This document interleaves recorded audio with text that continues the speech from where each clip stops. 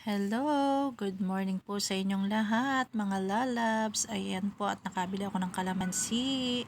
May mga bunga-bunga na po siyang maliliit. Ayan. Dahil po gusto ko ng kalamansi para menos na tayo sa pagbili.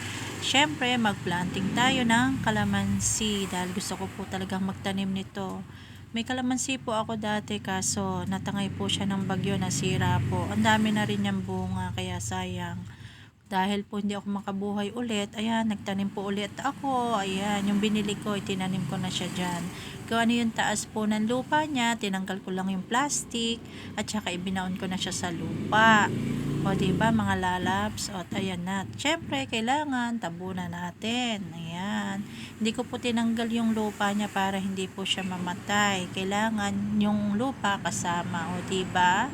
Ayan na po, naitanim ko na po siya. O, diba? Magpapalaki na lang po tayo ng ating kalamansi. O, diba? O, hindi na po tayo bibili pag yan po ay namunga. Pero may mga bunga po yan, maliliit na. Gusto ko kasi yung may bunga-bunga na para po mas madali at mabilis ang kanyang pag-grow.